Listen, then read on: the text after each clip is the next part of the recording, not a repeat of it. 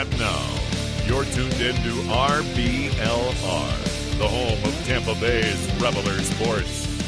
Hello, everyone out there in Tampa Bay and beyond. This is James Knowles coming at you for the RBLR Sports Podcast. I am here, yes, to talk about Nate Worth, but there's a lot to talk about from this past weekend because it was a great game for the Tampa Bay Rowdies and hopefully everyone who attended as well. I am here not to night with Carlos, my usual co-host. He is actually at the Rays game, not the Rowdies game, the Rays game. So we're going to ask him if he's covering the Rays next week. That's his new duty, I guess. But instead, I have our producer Eureka here to join me. How are you doing, Eureka? I am doing amazing. I love being the super sub here, and what a game to talk about! An all-timer in my books. A crazy game that ups and downs, roller coaster, whatever you want to say. Nonetheless, it's 3 points for the good guys, and that gets me jazzed up. So, yeah, 3 points is always survive the rainstorm. Sorry, but I wanted to say that off the top. Sorry, we're coming in a little later than normal, but the worst rainstorm that I've ever had to drive through. It took us a little bit more time to get the big man out of daycare. So here we are, but we're here. We're here. Yes, we are here, and we are here to cover the Rowdies after, as you said, a very great game this past weekend, a very great win. 3 points are 3 points, but these were in particular some very good 3 points to have. We're going to get into all of that and probably more as we go through this. But on Saturday, the Rowdies hosted Charleston Battery. Everyone who attended Al Lang, it was a great crowd, by the way. Thank you guys for going out there and making sure that there was a huge roar behind the green and gold to celebrate every goal that we scored and bring them back to life after we had gone down 2-0. It was ridiculous, but we actually came back and won this game 4-2. I'm still kind of surprised the way that it went, but it was awesome to see. Everyone predicted a win here in our own standings, so we all get a point. That means Eureka and Carlos, you guys each have 10. I am behind, but making my way a little bit higher up in the standings and ahead of the guest spot right now. Our next chance for predictions will be later on when we do a preview of an away game versus Monterey Bay. So stick around for that as well. Of course, please like and subscribe to us on YouTube. Subscribe to us on any major podcast platform, wherever you listen. And follow us on social media, wherever you are. We are there too at RBLR Sports. I'll leave that to Eureka to get into a little bit more later because he is our hype man for the RBLR crew, both our crew covering the Rowdies, but also everyone else at RBLR. And before we do anything else, though, we do need to do the quick recap, and then we will actually do a full review of this game versus Charleston. So I will turn it over to you, Mr. Hype Man Eureka.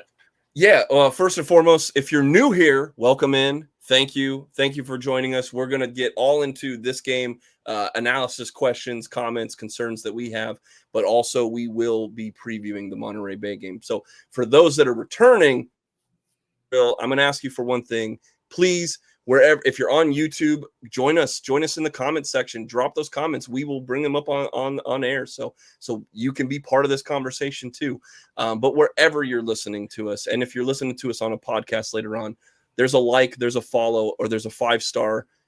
Please, it's free, and that's all we need. So we're going to give 5 stars to the Rowdies, who came out with the 11 that I think we've been seeing for a long time here.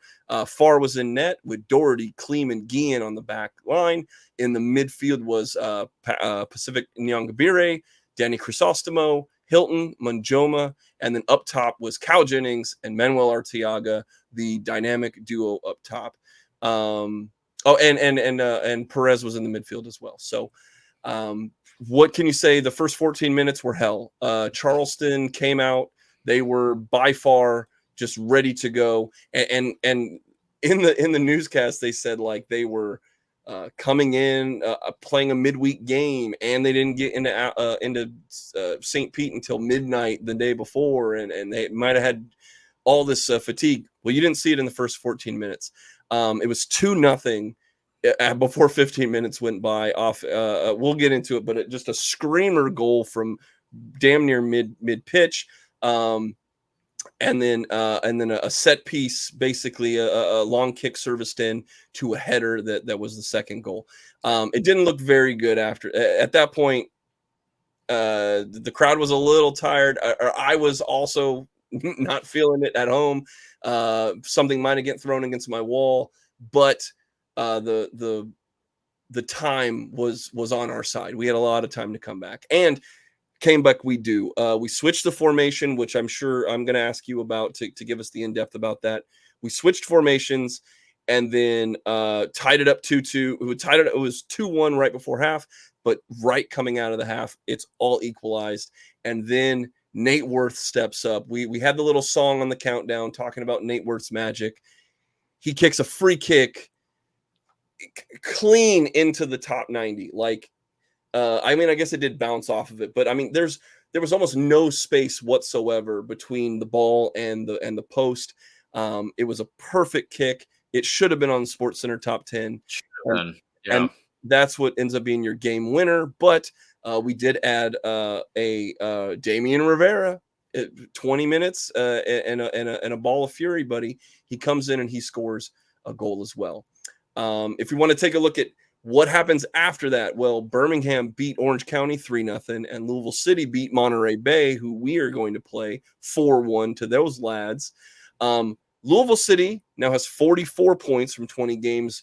They leap ahead of Charleston. We are third, just a few points behind both of those teams, and we're 6 ahead of Indianapolis on our trail. I got to do this for Carlos. The Miami FC, they only have 8 points, and they're sitting way down there. So shout out to you guys, the 2 Miami fans. Hit us up in the chat. What's up, guys? Out west, they do exist in the Western Conference. New Mexico is still your points leader with 38 points from 18 games. Sacramento Republic have 35, just under them with 2 less games. Or I guess they have 2 more games played, so New Mexico can still create some space there. And Oakland Roots, wonderful kit, 32 points from 22 games. And Memphis still in the hunt with 21. So it's still anybody's West, as much as the East is now a 3-way, 4-way gauntlet. So yeah, it's all very tight up at the top of either side of the standings right now, and I mean that does make it obviously very exciting for the fans. We hope here in the Tampa Bay region that it gets more and more exciting for us and less exciting for others, but that's of course how the season goes. And right now we are starting to look like a very good team. I'm going to get into specifically how this game might help us out in the longer term later on, but we need to cover the game itself. So let's get into the first half here, because the first 50 minutes, just as you said, Eureka, it was very, very hard on the eyes of the Tampa Bay fans, and probably more so of the Tampa Bay players, of course, being out on the field. I will try to break it down as best I can, but I will also tell you ahead of all of that tonight's episode is going to have a good bit of expert analysis, just because going into the post game, I was able to get a little bit of insight from Josh Perez, who we talked to after the game, and then Robbie Nielsen broke it down a little bit more for us. So obviously you can't really get much more of an expert voice than Robbie Nielsen's. And there is a little bit more when we get into what the game means that I pulled from John Morrissey at USL Tactics. If you don't follow him on Twitter and his Substack, please do that, because he is a great voice. I'm a very amateur person when it comes to trying to break stuff down. Robbie Nielsen is literally the coach, and John Morrissey is a former, not assistant coach, but he had an internship helping Neil Collins previously. So these are 2 people who have very good expertise when it comes to tactics and trying to break that stuff down. And both of those people have been on the pod before. So that's true. That's true. Them. They get the RBLR bump. Exactly. But I will be relying a little bit on their obvious knowledge here when we get into what all of this, how it all broke down. So just to get into the first half, like you said, it required an adjustment because the way that the battery lined up apparently was different from how the Rowdies expected them to line up. So this is where I will turn to Robbie Nielsen and his knowledge and his words from after the game in the post-game press conference, where he told us originally the Rowdies had set up with a game plan in mind for Charleston, something that they had seen Charleston do quite a bit recently. And apparently that was Aaron Malloy and Chris Allen, two of the important midfielders that Charleston have been using all season. Of course, what they would generally do is step into the back line to receive the ball and then try and turn and create from there. Okay. However, that is actually not what Battery did here. Ben Pierman, who is, of course, a very, very good manager in the USL Championship, someone that Charleston brought in last year, and he almost led them immediately to a USL Championship final win. They did not win just by the skin of the teeth of Phoenix Rising, who actually won on penalties. But either way, Ben Pierman clearly is a very good manager who has a lot of tactical knowledge and knows how to throw a little curveball in there.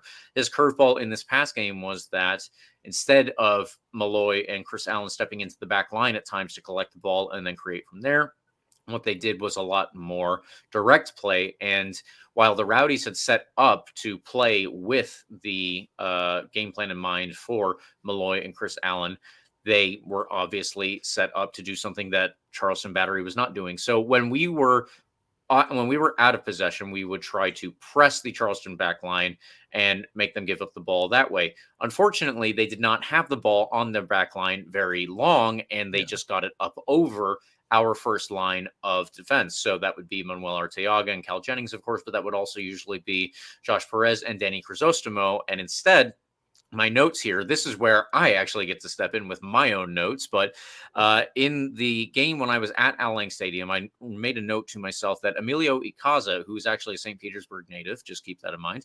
Emilio Icaza was sitting in the number 10 spot for Charleston Battery, and he appeared to me to be the most influential player on the field at the time, because Charleston Battery were able to find him in a lot of space very frequently.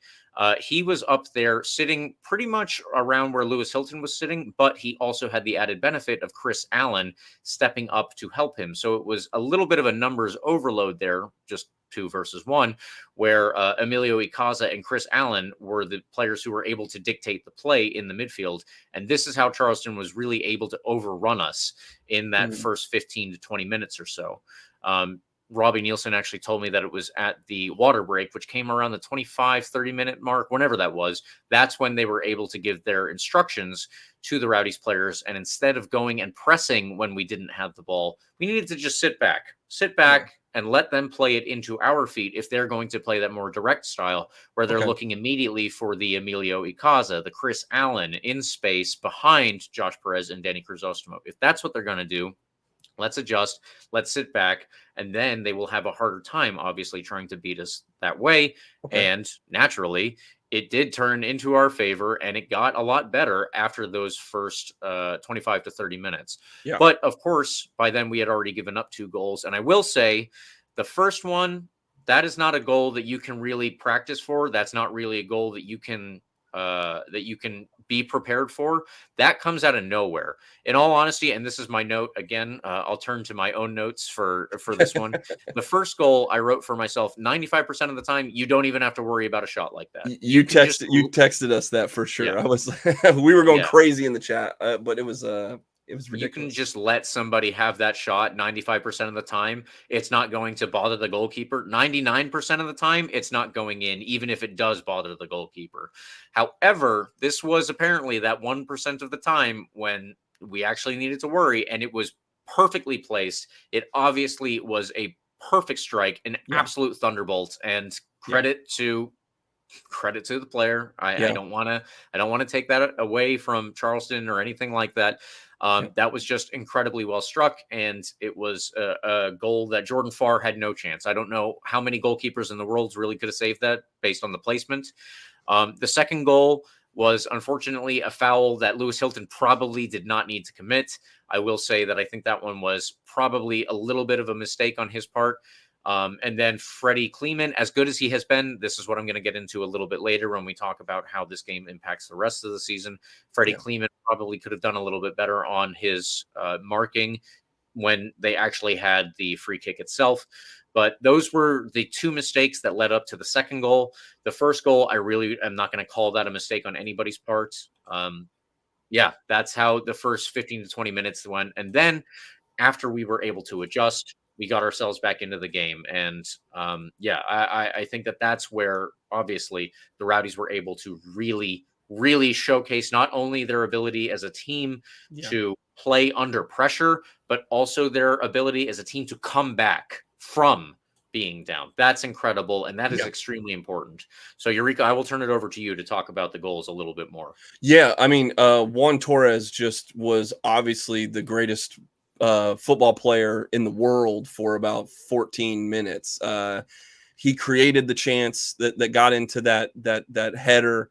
And I'm thinking, I'm trying to replay it in my mind, but Kleeman, the first thought is like, how do you give up so much space when you're already like a 6 foot something guy on that back line? But it seemed like either he slipped or he was like moving backwards as the play was coming, and that's when the ball kind of went over his head to the player that was marked right there. And who was it? Graham Smith was able to just knock it in. Well, almost the seas parted for him, and it was 1-on-1 his header versus just as Jordan Farr. The first goal, of course, a worldly. I mean, or whatever. I don't know, whatever you want to call it. It was just one of the amazing things that you'll see from time to time. But again, sure, no one's going to game plan to stop the 80-yard shot. So it's chalk it up to the stars aligned for that one. But it wasn't until it was almost like they out rowdied us for the first. That's kind of how it felt for the first 25-35 minutes. We were being we were being outpossessed. We were being outshot. The shots were being just pelted on goal. And as much as Jordan Farr gave up 2 goals, it was really like the first one is what it is. The second one, the defense should have been a little better. And then it's kind of, again, you're 1-on-1 with a guy wide open in space with a whole net in front of him. Other than those things, though, he made 2 or 3 saves in the first half that stopped this from being completely out of reach. Yeah. Jordan Farr did a wonderful job in those first 30 minutes to kind of help get stabilized, give us a foundation to make those changes. And I mean, Charleston needs all the credit to themselves as well. They're a great team. They've been killing it consistently this year. We knew this was going to be a gigantic test, but we play up to these things. And so for the first 30 minutes, it looked like we were getting out rowdied, if I can use that term. But thanks to the changes that you mentioned, it led up to our Juan Torres then gets a penalty, a yellow at 29, and then about 9 minutes later, Arteaga's finally able to get something going, and gets fouled in the box, and then is able to convert a much needed. There games like this, we've been to a few of these together where we're sitting there talking, where you go, okay, they're kicking into gear this last 10 minutes before the half. They're figuring it out. And now if they can get 1, they're going to get 2, Right. And that's how I felt, where the tide changed, the momentum changed, however you want to say it, but the things were working. And this is right before Aaron Malloy gets hurt. Because that's another just seismic shift of this game. Yeah, there are lots of big talking points. Sure and I'll give the mic back to you to go into that. But it felt up until that Manuel Arteaga penalty that 2/3 of the game we had been just mollywopped, and like you said, they kind of showed up with a different weapon to fight with. We figured it out. Unfortunately, we went down 2 goals, but being able to get 1, you felt confident that there was still 50-60 minutes that we were able to equalize at least. Then unfortunately, their best player of the night up to that point, Aaron Malloy, goes down with a super unfortunate. I mean, you don't want to see anyone get hurt, but on this night, it's one of the keys to why we were able to get back into it. Yeah, absolutely. I would definitely not discount the injury to Aaron Malloy here. Now, like I said, we did do the change in our approach when we did not have the ball. But at the same time, Aaron Malloy, he and Chris Allen and Emilio Icaza, those were the most important players for Charleston during their big heyday of the game, which was the first 10 to 20 to 30 minutes, depending on, how you look at it. So yeah, Aaron Malloy going down is definitely very important here. But the other thing that happened in the first half is while Emilio Icaza was extremely difficult for us to deal with at times, and this is because of the way that we were approaching Charleston's possession and the way that they were trying to bypass that press from us and doing so very successfully.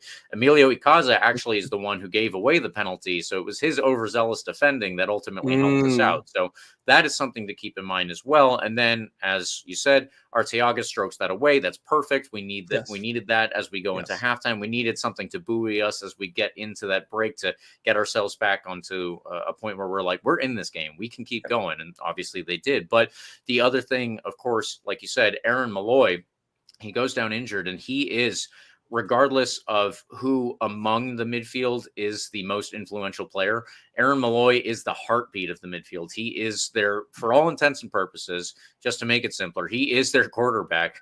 And it's unfortunate for Charleston. It actually did help us out quite a bit, but he clearly went down with a pretty serious injury. You could see him crying going off the field, and I don't know exactly what that means. I hope that means that it's not like an Achilles or something like that. The certain very long-term injuries, players know what those feel like. So maybe that's why he was crying. Like I said, I really hope that's not the case, but it was clearly something that was a big problem. So him going off means that they have to change things up, and that did help us out in the longer term, which was, of course, then the second half. We come out and we originally made the substitution for Nathan Worth coming on for Danny Crisostomo. Robbie Nielsen told me that they made that at halftime specifically because Danny Crisostomo was on the yellow card. And it seemed like this referee was going to play things, I guess, a little bit tighter. I think that definitely did bear out in the second half. And the fact that Charleston's manager, Ben Pierman, got a yellow card right before halftime anyway. It was all very weird. The only other really big talking point that I wanted to highlight before we get into the goals of the second half was during the halftime break, the actual kickoff was delayed, and I couldn't figure out what was going on, even from being in the stadium. Okay. So I asked after the game, like, hey, guys, what was going on? And I used a couple more choice words, I guess, but I was like, what is going on at the halftime interval there? Apparently, the Charleston goalkeeper, Adam Grinwis, was complaining to the referee that the penalty spot was not in the right place. Now, I've never, in whatever, close to 20 years of watching soccer all the time, I have never seen something like that. I've never seen a goalkeeper complaining that the penalty spot is in the wrong place. And in doing so, he kicked up the spot where the penalty was, according to him. He kicked up the grass where the penalty spot was supposed to be. So obviously that makes it harder if the ball happens to fall there for the Rowdies to get a good shot off. So the rest of the game, Adam Grinwis is booed every time he touches the ball, and I'm perfectly fine with that from my perspective. But I was just very taken aback by this, and the perfect response was to score literally within a minute of us having restarted the play, and that's exactly what we did. Oh, so this is exactly, so you go into half thinking anything is possible, then within a minute we're able to equalize, and that is, for me. So you can tell me if I'm on a wrong track, but one of the things that Charleston was really able to do was neutralize the threat of Cal Jennings. I mean, Cal Jennings is still a threat, but it's almost like they had him marked, rightfully so, and he wasn't really able to. We weren't able to get him the ball with enough space to make him to do the runs that one of the reasons he's one of the top scorers in this league. They focused on that. And so it was almost, I know that the guys switch all through. Our dynamic attack is pretty fluid, but it was Arteaga sort of veering off to the side to create in a different way. Because I think we needed to, instead of just lobbing balls over the top to Cal Jennings, we started working through Manuel Arteaga in different areas of the pitch sort of create a little bit more of a threat that way. So Arteaga's on the right side of the pitch and services that ball into Perez, who is, I mean, it couldn't have been. I mean, it was the 46th minute on paper, but it felt like even quicker. It felt like they just came out, they almost ran a play, they knew what they were going to do, and they executed it perfectly. And Perez was right in the spot to be dangerous, and he converted the kick. I mean, you can't draw it up better than that. It's like the Rowdies of old, where we're just kind of had all these crosses from the side. And this one kind of came out of nowhere. It was a blitz offense. They were in the right space at the right time. They created the chance, and now we're going crazy. The goalkeeper thing kind of woke up. I mean, Ralph Smob was in rare form. Man, it was one of the better performances from the crowd in this game. But the goalkeeper sort of riled us up, and then being able to score within 60 seconds lit the smoke, it lit the fire, and then now we're going crazy. And I mean, I'm on my couch watching this, and I'm getting excited, and I'm hype, and they keep cutting to the crowd, and all my friends that I see there are just going crazy. The Skyway casuals and the mob were going insane, and I loved every minute of it. So and then there was so we made a change immediately off that goal, though, and I wanted to know what you thought about that, because why would you bring? And again, it led to great things, but bringing Crisostomo off, what he didn't, did he get hurt or something in the minute? Like, no. So Robbie Nielsen told me afterwards that it was just he was on a yellow card, and he was expecting that if he makes another challenge, he could get sent off. He'd prefer to avoid that. So they knew that Nate Worth was going to come on at some point. They just moved the substitution up to avoid him getting sent off, because it was obviously, as you said, the atmosphere was very charged. It was a true derby game. It absolutely was. We haven't hit on that enough, I think. Yeah, it was close to kicking off a couple of times, including around Aaron Malloy's injury. So I don't remember exactly what led to that, because it wasn't the injury itself. But either way, it was close to kicking off a couple of times, and the players seemed like they were a little anxious, a little antsy. So he probably just wanted to avoid us going down a man. But of course, Nate Worth comes on, and as you said, that does lead to great things, because the Rowdies kept up at their game for the rest of the second half. They really didn't allow Charleston back in, and of course, this does come down to Aaron Malloy being out. Emilio Icaza, Chris Allen, their influence in the second half is greatly diminished. They are just not the same players that they were in the first half, because the Rowdies were able to adjust just the way that we talked about before, because they don't have Aaron Malloy sitting behind them, able to do what he does, and he's an incredibly influential player. But moving forward, then the Rowdies bring on Damian Rivera, Blake Bodley, and Leo Fernandez. Leo Fernandez, seeing him back, by the way, fantastic. That's incredible. We haven't gotten into that yet. Oh, yes. That's so good. Damian Rivera goes up top for Cal Jennings. Blake Bodley comes on for Josh Perez, who had been very important there. And I was really enjoying the way that the Rowdies were playing here.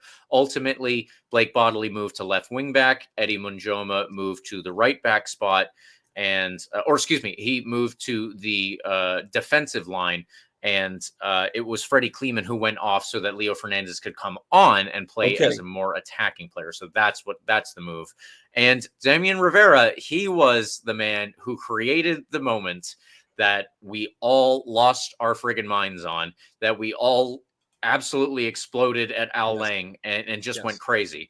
Damian Rivera, we have seen him do this a lot of times. He just likes to get the ball at his feet, give himself a little bit of space, and start running at somebody. And you know what? Unfortunately, because of the nature of the sport, he's probably going to go on, let's say, 5 dribbles and complete 2 at the most of those. 1 or 2 of those is what he will actually get on the other side of the player. But this one, it was fantastic. This one actually wasn't a dribble, but he had just gone on a dribble right before then, and you could see that he had the liveliness in him. He was there. He was ready for it. The ball comes in. I think it was from Pacific Nyangabire, if I'm not mistaken. It was over the top, and Damian Rivera finds he's in all the space. He's ready to go. So he runs it down. He takes the one touch over goalkeeper Adam Grinwis's foot. His foot is right there, though, and he takes out Josh Perez. And when Adam Grinwis immediately gets sent off for what we all know is a straight red card because he was the last man, that sent the crowd absolutely over the top. They were so happy to see Adam Grinwis get a red card. And Yes. I gotta be honest, I did understand that. It was really funny to see just based off of everything that had preceded it. They bring on their backup goalkeeper, Enzo Mori, not a name that I actually knew, by the way, Enzo Mori. He was their third keeper. He might have been his debut, if I'm not mistaken. He's only 18 years old. It might have been. So there we go. It probably was his debut. But with all of that being said, that is all the table setting that we need for the goal. The Sports Center top 10, top one should have been. It should have been. But Eureka, take it from here. So Nate sets up. Because it was right outside the box is where the red card foul happened. Nate sets up. He approaches it, and at first glance, it doesn't look like it goes in the net because from the camera angle, it just sort of arcs in and then bounces off of something, but it could have been on the other side of the net.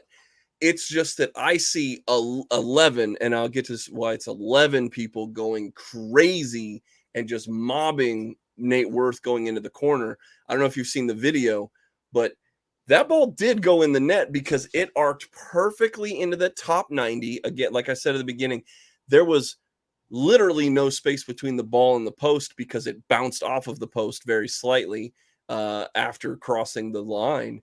But I don't know if you saw this, James. I mean, Leo's there hugging him. Nyongabire's there. Hilton's there. All the vets are there. They're mobbing this kid because it's his first ever professional goal, is what they called it. It's at least his first goal he's ever had with the Rowdies. But yes, but if it is his first professional goal ever, he did that with us, and here we go. And there will be many, many more professional goals for Nate Worth. So Jordan Farr ran all the way from the far end of the field to slide in at the very last minute. He slides on the sideline to celebrate with everybody because we're all going crazy. Ralph's Mob, Skyway Casuals going crazy. I'm jumping up and down. My kid's looking at me like, well, we could jump on the couch now. This is okay. This is good. We're all having a blast. Nate's going crazy. He's cool, calm, collected, but inside, I'm sure he's just on 11 out of 10. So it was a beautiful goal set up with a horrible foul.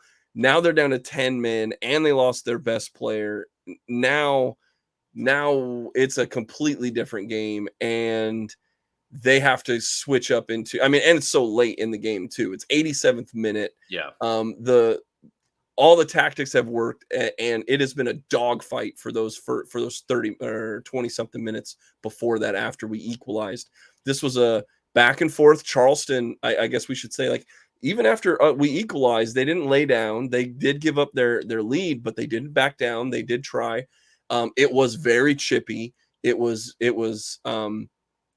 as much as there was respect between the players, everyone knew what was at stake. Yeah. And this goal coming this fashion, it was just, and it being such an amazing goal, was everything that we could have dreamt of in that moment.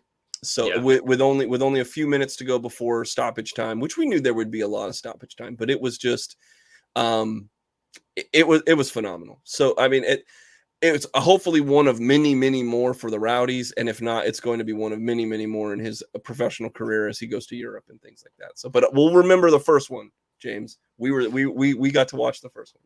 Yes, and I asked him in the post game, because we got to speak to Nate Worth as well. I asked him if that was his first professional goal, and he said he had scored prior, but his first for the Rowdies. So yeah, okay, yeah, that is that. Okay. Just as you said, Eureka, that is the case there. But yeah, so and as much as I would like to, I really can't hit on Damian Rivera's his fourth goal of the game, because there's just we have even more to get to in relation to this game. But Yeah.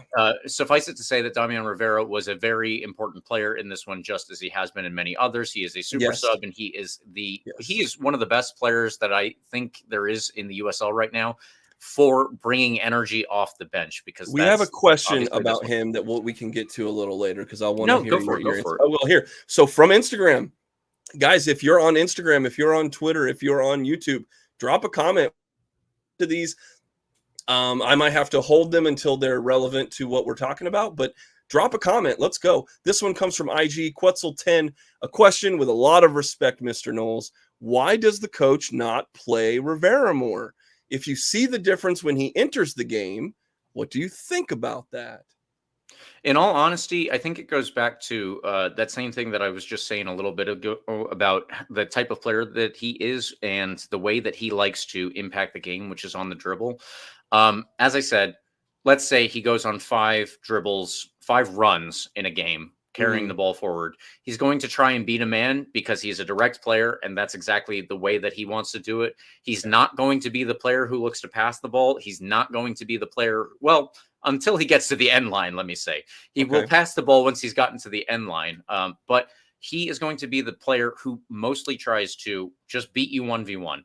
And unfortunately, again, the defending and at any professional level is going to be such that that doesn't work very well unless you're, Lionel Messi. So he's probably or only Juan going Torres to be for the first 14 minutes of the game. Yes, that's true. But he's only going to be successful on those dribbles 1, 2 out of 5 times, let's say. 3 if it's a very, very good night. But it's just, that's a very low percentage thing to do in a game. And ultimately, we will more than likely lose the ball every time that he does that, just because of the percentages. So if we want to give away the chance that we lose possession there, it is the best time to do so at the end of a game when they're going to be more tired. Obviously, it's going to be harder for them to defend as well when they are this far on in the game. I think he is perfect as a super sub. I appreciate that he is very impactful in this way, but it doesn't necessarily, just because of the nature of his impact, mean that it translates over for more playing time. And that's just where I feel for Damian Rivera. I'm sure that he would like to get more playing time, but he is so good in this role that ultimately it kind of makes more sense for him to continue as the super sub. And I would love to see him continue to come on at late in games. These defenders are super tired. They're like, oh, come on, this is what I have to do now. And it leads to good results. Well, it's basically you have a Lucky Mkasana, but with years younger. And Now, do you think, I guess I'll take it one step further. Do you think that he's getting the right development? I mean, he's on loan from the MLS, and he's here to develop as a player. Do you think that that's more coming in the training, and that's where he's going to see his benefit once he goes back up to the MLS squad, if ever, or are we just sort of playing him because that's his thing? And then do you think that's how he will eventually be deployed in an MLS role? I don't know. This also comes down to New England Revolution seem to be a team in a bit of maybe a bit of chaos right now. They seem to be a team in transition, certainly. So in all honesty, it's very hard for me to predict how they're even going to look at this. If he continues to rack up goals and assists, that's the best thing for him to do. Yeah, that's sort of my back into that, because we've seen this before. The New England Revolution have gutted us from a really good scoring player last year, and they might do it again if he keeps scoring as many goals as he is. He's on a tear. So if he keeps doing that, that's going to be the best way that he gets onto the field for the Revolution. So I don't know that they're going to be too upset about, I guess, his playing time as long as he keeps performing like this. But to get back to the game here, I do want to highlight one other thing before we move on, because, and I know we're going long on this game, but it's super important. This is going to be the biggest point about it. Ultimately, we by rights, 2-0 down, Charleston Battery. We should have lost this game. You can kind of look at it like that. We came back, and we came back because of the adjustments that we made, and then because of the intensity of the players and the timing of the goals. We really could have lost this game, and I think most other teams in the league do when they go down 2-0 to Charleston Battery. They say, well, this week's not our week. We're going to come back next week, and we're going to see what we can do. The Rowdies are obviously a very talented team. They know that they're different. They know that they're capable of coming back even against a Charleston Battery. Yeah. So this is where I really want to focus on right now. The Rowdies look like they are a team that is close to doing all of the things they need to do to get into those places that you and I really want the Rowdies to be. That's the top of the Eastern Conference. That's the final of the Eastern Conference playoffs. And then that's the USL Championship final. All of those are where we want to be. We don't care about anything else because the Rowdies have been so close so many times recently that that's what we're looking for. So I really want to turn it over to the John Morrissey aspect of what of his expertise for this portion of it. Please. And I hate to read just what he has written here, but ultimately he put it in better words than I could ever use. So make sure you tune into RBLR Sports still, but at the same time, do use live reading of John Morrissey's tweets right here alive. Exactly. Like and subscribe. But so he wanted to highlight a little bit out of the Tampa Bay Rowdies defense. Since the start of June, the Tampa Bay Rowdies have a plus 10.6 XG, that's expected goals margin, the best mark in the entire league. They've got 19 points in that same stretch, again, the best in the USL. The Rowdies have actually underperformed their expected goal difference during the last 2 months. They're incredible, but they have more room to get better. So that's incredible to read. That's really important to know. This performance, all of these stats, everything is stacking up for the Rowdies. The Rowdies have a belief in them after this game versus Charleston. You go 2-0 down, you come back, you win in emphatic fashion. You beat Charleston in this way with Nate Worth scoring an 87th minute, absolute belter of a free kick, with Damian Rivera putting a stamp on it, an exclamation point, a 4-2 win. That's nuts. All of these stats and all of the belief that this game will give us, it's incredible timing as we hit August. August is this weekend. August is going to be one of the most important stretches because September, October, those are the last 2 months, obviously, right before the playoffs. That's how time works. Good for me. But it's all incredible timing for us to get these stats in our favor, for us to get this belief from this incredible pivotal win in our favor. All that the Rowdies are doing right now is positive, and all of it points to us doing the right things as we get into the actual playoffs this year. So that's really what I wanted to highlight after this game. Okay. All of this is super important. Every individual play, all of that is something that we needed to go through. But the biggest takeaway right now, July has been a tough month at times. Think about when we went away from home. This win could be the win, that really makes this team the Rowdies, the 2024 Tampa Bay Rowdies under Robbie Nielsen. This is them, and this is how we play. There's always been this is the Neil Collins carrying over, but every year there seems to be a run that we go on where one year we just didn't let anyone score for 971 minutes or whatever it ended up being, but it was almost 1,000 minutes where no team could score on us. This team, I think, is different because they're more offensively minded. Not that they don't play defense. They have all league honors all over the field for defense. But Robbie would rather win 4-2 than 1-0, right? Yes. Or 2-1 or something like that. So we've seen it through the year where we've said, man, they keep peppering these shots, but they're not scoring any goals. And like at some point, it's like, you can't just look at the players and say, execute better. I mean, I hope they do. If I had a button to push to make that happen, we would do it. But as John Morrissey says, there's still more gas in the tank. Like they are scoring. It's crazy. They've scored 4 goals, 5 goals in games this year.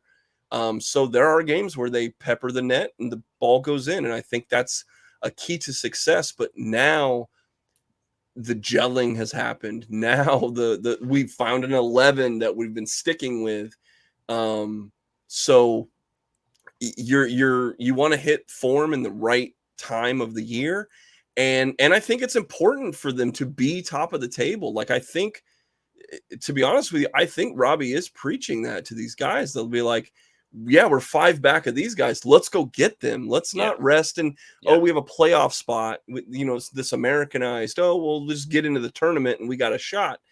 I don't think they want to just have a shot. I think they want to win the championship of the regular season, which is a huge measure of how good your team is. And I think that they've done it in different ways than we've seen the other Rowdies teams in the past. Like you're saying, they're making their stamp of what this Rowdies team is, which I think is an offensive juggernaut that does not quit, does not give up.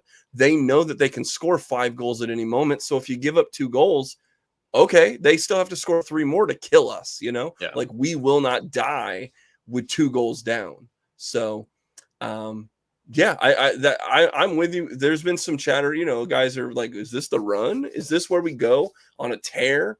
We have a game that we'll talk about coming up here very quickly, but that's where I'm seeing it, where it's like, I think they're finding their form. I think they're shedding their old skin, and now, unfortunately, they've had to deal with an injury here and an injury there, and we've got Bodley coming back. He played. Fernandez played. Moon has been playing. Guys are coming in, and there's the young guys that are the new element, the younger, the Worth, the Ortiz, who's coming back from international duty. Like Rivera's young. Like, all these, it's a youth movement, baby. Like, they're coming in, even if they're only playing 20 minutes or 30 minutes. This game alone, they were one of the biggest impacts in the game.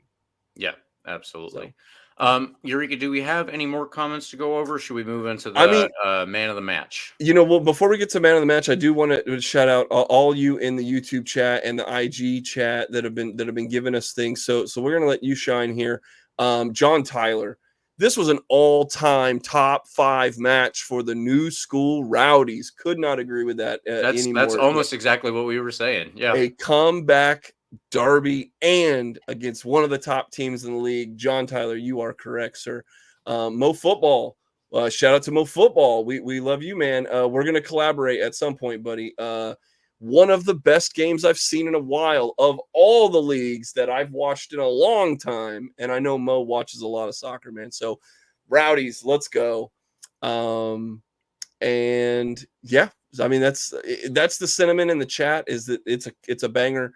And I'm glad we won. And John, you got one more question. We'll get to that in just a second. So, but yeah, I think it's time to talk the men of the match, because we have 2 different guys. And I think but there was a ton of great performances after the first 15 minutes. A lot of people chipped in to make this a 4-2 victory. Yes, that is true. And normally I like going with defenders. I think in this one, though, it's somebody has to pick this man based off of what he did. I shouldn't even say somebody has to pick this man. He is 17 years old, but my man of the match is Nate Worth. I don't know how you can not pick him after the impact that he has. He comes on at halftime. Obviously, we immediately get a goal there. He's not necessarily directly involved in the goal itself. I think he was in the build-up play. I don't quite remember. But either way, the third goal that the Rowdies scored, it should have been on the SportsCenter top 10. It should have been on the CBS Sports Golasso Network top 10. We were trying. I don't know how people are ignoring USL like this. Put some respect on the USL's name. Put some respect on this kid's name. Nate Worth is an incredible talent, and that goal was otherworldly. Legitimately blew my mind watching that goal go in, and I can't say enough about it. Yeah, we've been just going gaga over Nate Worth's goal, but he's shown. I mean, look, we play against when we played against all the MLS 2 teams, we would joke because, oh, we're literally playing 16, 17-year-olds. And we would blow by these teams, and we scored 5 goals on Red Bulls 2 a couple years ago, and Loudoun United, before they had a couple of the older guys playing for them, we would crush these teenagers. So to see our own teenager come and be ready to play, and know that there's so much more development to come, and he's already just generating memories and creating all these chances, and now putting the ball in the back of the net in his limited time that he's been playing off the bench. It's just exciting. It's exciting. We love the kids here. We love pushing the youth. We love the new focus on the academy style into these young men becoming professionals. So James, I applaud you for picking Nate Worth. It's a great pick, and for this killer, nothing wrong with that. I went a little different route though. If Carlos were here, he was probably going to pick Perez. I think he was going to pick Perez, who was that is an amazing goal that he scores, and Carlos picks goal scorers. That's what he does. Yes. I'm going to pick the man that I think should have gotten the assist on that goal, and that's Manuel Arteaga. He's the man who stepped up to the plate in that off center penalty kick area, obviously, and he got us that goal that made it a reality that we could come back, that it was feasible that we would come back.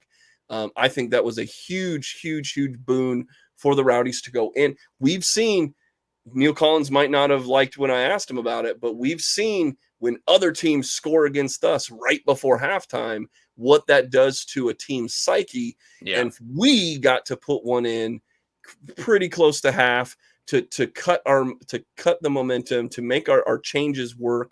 And then Arteaga was on again. I think he should have gotten an assist on that play.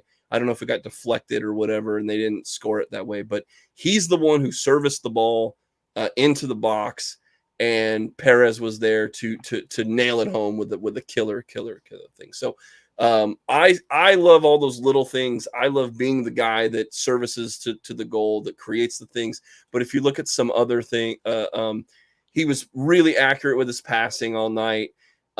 He was a man who just he was getting active, and we don't rely on him for all the defense, but he creates fouls on himself because he's a danger in the box.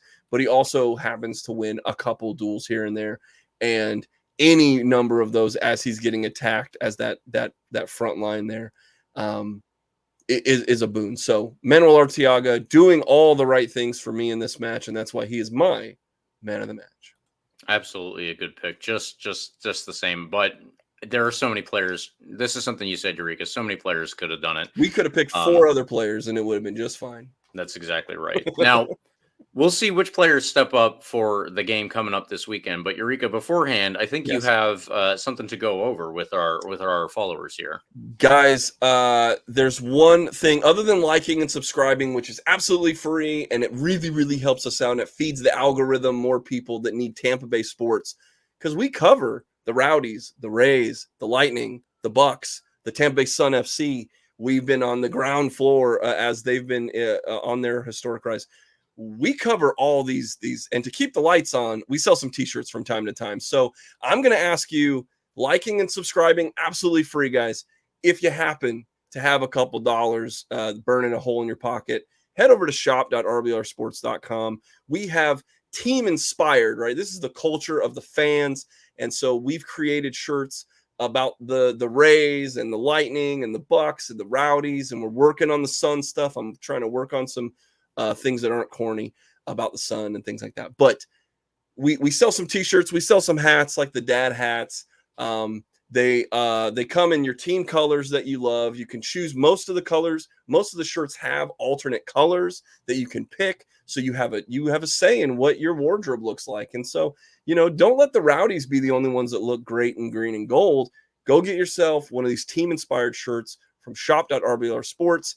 And here's a secret: We're going to give you 10% off everything if you use the promo code COYR for Come On You Rowdies. COYR, 10% off everything at shop.rblrsports.com. Well, there you have it, folks. Please do help us out by at least checking it out. I think that you will The find lights are something still you like on, there. so people are buying some shirts. The lights are still on, buddy. There we go. There we go. But now let's get into our Monterey Bay preview. We'll try to condense this because we spent so much time on the What a Charleston game. but What a game, though. it was worth it. It was absolutely worth it. So Yeah. this Saturday, August 3rd, the Rowdies play Monterey Bay in Seaside, California. Don't know exactly which part of California that is, other than to say I believe it's in the northern part near Oakland. It is not near LA, if I'm mistaken. Then fair enough. Right into us, folks. It is at 10 p.m. Eastern Conference or Eastern Coast time. I guess we are in the Eastern Conference, but it is on the East Coast, 10 p.m. for us. So just keep that in mind. Monterey Bay are 8th in the West with 26 points from 21 games. They are just in the playoff spots, obviously hanging on by a thread. They lost 4-1 to Lou City last week, and the recent form has been mixed. We have only met them twice before, and we beat them both of those times. Let's see if we can do it again, folks. We will more than likely see Anthony Siaha in net for them. In front of him will be Maury Donor, Kai Green, Alex Lara, and Walmer Martinez, as long as they are following the same lineup that they have been.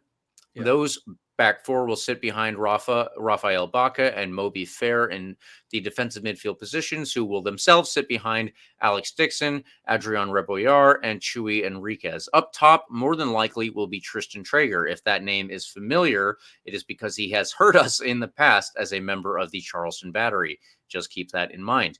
He also leads the team with 6 goals. Moby Fair, meanwhile, has 3.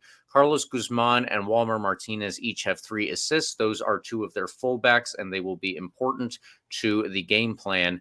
Guzman, Martinez, and Enriquez have the most chances created. We have a partial preview report from the Union Report. They cover Monterey Bay out there. Thank you, the Union Report, for helping us out. They gave us all of these pointers, so I will be, we'll make sure that they obviously are included in our notes here. But just to highlight where they are, unfortunately for Monterey Bay, they are dealing with a lot of injuries this season, so that is something to keep in mind. In addition to that, they do not have a lot of height. So while they told me that Monterey Bay does like to press and they do like to get a lot of crosses off, this has been a bit of a problem for them because they cannot always defend when they go and press. Teams will obviously try to play over that press, just like Charleston Battery did to us for the first 15, 20 minutes of this past game. So, yeah, that will be something to keep an eye out on. They don't necessarily have the height to defend themselves if there is a ball that goes over the top of Monterey Bay.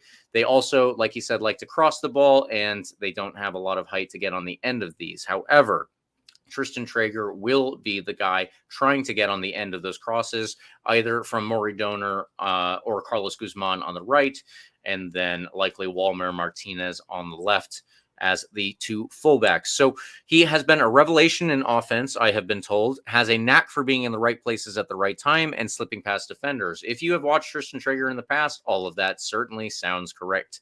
The other player that he wanted to highlight for me was Anthony Siaha, the goalkeeper. He apparently came to to Monterey Bay. I'm already mixing California teams up. Yeah. He came to Monterey Bay as a prospect that was a bit more of a diamond in the rough than a ready-made player. Now he has gotten a lot more experience and he is more accustomed to the professional game. And so his athleticism really stands out at this point. Beating him is going to be a lot harder than it sounds based off of Monterey Bay's record, but I do think that we have the quality to do so, provided that we are playing our game the way that we normally like to play it, or maybe we do what Charleston did to us and we try and just play over the Monterey Bay press. If it has worked for other teams, I'm sure the Rowdies have the quality to do the same here. With that in mind, Eureka, what else are we leaving out of this game? We have a lot of help from the Union Report here because I don't know a ton about Monterey Bay, and they gave me a ton of help going into this one. No, I mean, I think their midfield is where I'm looking when I just look at their roster and I say this is where the battles, and which is good for us, to be honest with you, because I think our strengths match up with their weaknesses really well. But if Fair and Baca can really kind of create a good pivot and create chances on that, and win the ball in the midfield, because we're going to play through our pivot of Hilton and Crisostomo as well. These are guys who have created in the past, but are in the top. I mean, they're not the top defensive in the league, but they win tackles, they win aerial duels, they make recoveries, but not at such a clip that it's at the very tippy top of the league. But they're dangerous. I mean, and they're on a good form. I mean, Fair's been adequate. He's had a couple man of the match level plays or games, but it's Baca who's been really good over the last month, playing against like Pittsburgh and Louisville. Took a little bit of a dip, so I'm hoping that a team of our caliber can take them even further. So really that's what I'm looking for is Fair and Baca. And if we're able to create in our midfield so that we don't have to just cross into a bunch of, if they sit back, they could sit back. I mean, maybe they press, but maybe they're at home and they know that maybe there's a jet lag, maybe there's a fatigue. We haven't been the best team on the road in some of these instances, including against teams that have negative goal differentials. We haven't been monsters against those teams, and that is what I really want to see out of this. I really want to see this Rowdies coming out of this performance with blood in their mouth and with a fire to say, we can't let the first 15 minutes dictate what's going to happen. We have to come out even on the road and put away a team that I think we should put away pretty easily. So, well, not easily, but I think that it's more likely than not that our strengths are going to overpower their weaknesses. So it is definitely a possibility here. And with that, Eureka, I think we can get into the predictions here. I will turn it over to you to get it started. Yeah, let's go. So with that all said, I think the Rowdies are going to win 2-0. We score a lot, and we score a lot on the road. And when we are in our best form, which we are, I think we're there. I think we're finally at our best that we're going to put on a field with great bench depth too, is that our first wave is going to come along. And if that doesn't work, we've got a whole wave of youth and agility and fire that can come off of that bench for that last 20, 25 minutes. So I don't know if we score 2 goals and then hold, or if it's kind of a little bit of a drag for the first half and then we come out in the second and just light it up. But I believe we put 2 in the net, and I believe that we get another clean sheet on the board. 2-0 is what I have. I would definitely like to see all of that. Carlos and myself have gone with a 1-0 win. Usually I am the pessimist, and I started out with a 1-1 draw, but I'm feeling a win. So 1-0. I will also go with that scoreline along with Carlos, and we'll see how many of us, if any of us, get the right one here. If I can add one thing, I did want to get to this because this is where I wanted to put this question is like, all right, so if there's a question, and I'm sorry I didn't get to this a little sooner, but John Tyler asks, while we're a very complete team back to front, what position on the field do you think remains our weakest? I did want to ask you, so if there's a weak spot that Monterey Bay can exploit on the road, where is it? Our defensive unit is extremely strong right now. That was actually part of the article that I was pulling John Morrissey's stats from. So I wouldn't highlight that. I think Lewis Hilton is one of the best in the league at his position. And I think that Josh Perez and Danny Crisostomo are absolute revelations this year in the way that they're able to play. Obviously, Manuel Arteaga and Cal Jennings are extremely strong in the positions that they play. What I would like to see is right now, I think that Blake Bodley returning from injury will give us an incredible boost if he gets to start. I'm not sure if he's fully there yet. Obviously, Eddie Manjoma is a very good player, and I think that he's helped us out tremendously since he's come in. I do not want to detract from Eddie Manjoma's play. The only thing that I will say is Eddie Manjoma has mostly been playing on the left side as the left wing back. And as much as he can contribute from time to time, he is not as adept at doing so on the left side because he's naturally right-footed. He has done so very well on the right side, but for whatever selection reason, Pacific Nyongabire is currently ahead of him in that selection. So he will continue to be the right wing back, I'm assuming. And if that's the case, I would just like to see Blake Bodley return from injury and take over that left wing back spot, because once we have Pacific on the right and Blake Bodley on the left, you have no idea where these attacks are coming from. You cannot prepare adequately to prevent both sides from being as dangerous as those two players are. That's what I want to see. I guess if I'm going to throw something in there, I think that unfortunately center back, I think now Kleeman's been doing all right and he did well, but the couple lapses in the game were the goal that were scored. And there's been, it's just, I want to see more consistency out of Kleeman, considering he's had an unenviable position of having to fill in for who we thought was going to be the starting center back for the entire year. And we would only have to see Kleeman in fits and spells, or if we had to maybe go to a 4-back and play both of them at the same time. So I say all that to say, I think he's been playing fine.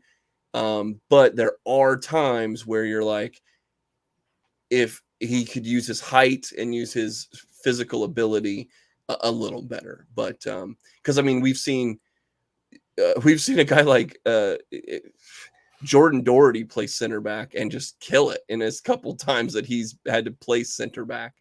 I would hope that someone that's a little more physically gifted like Kleeman can use those gifts.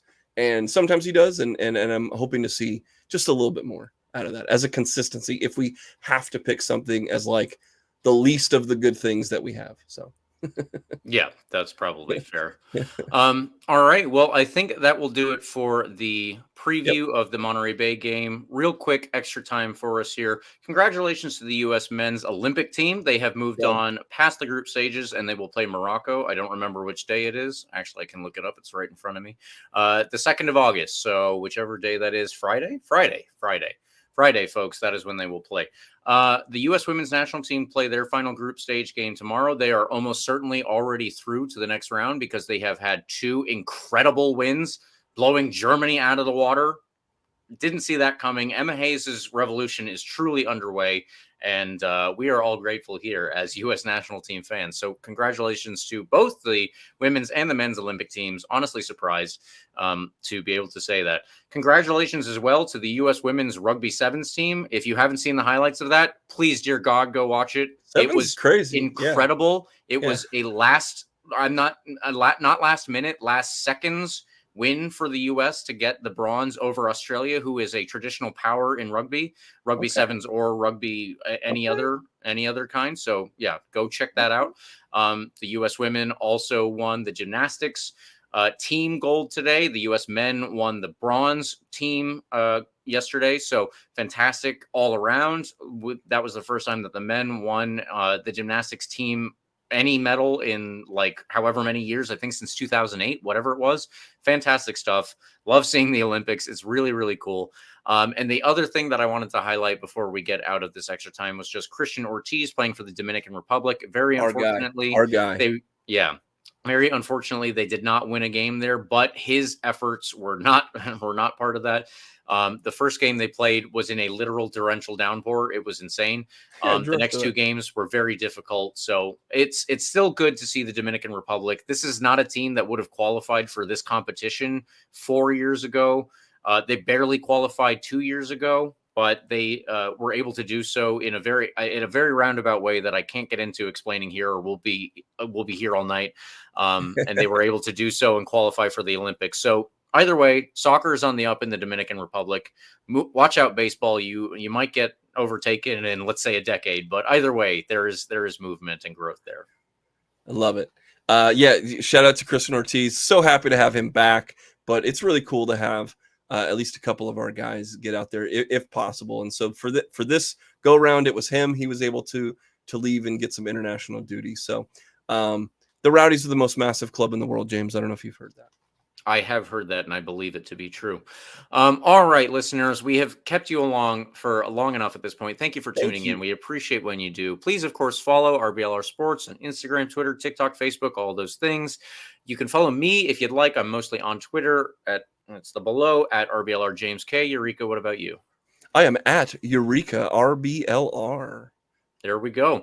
That is your final marching order from us. Go like and subscribe to all of the things. And of course, subscribe to our podcast if you can. Please get the full experience if you would like to join us on YouTube. If not, no problem. We are also on Spotify, the iHeartRadio app, Apple and Google Podcasts. Everywhere you are, we are too.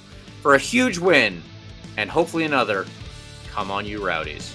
Let's go!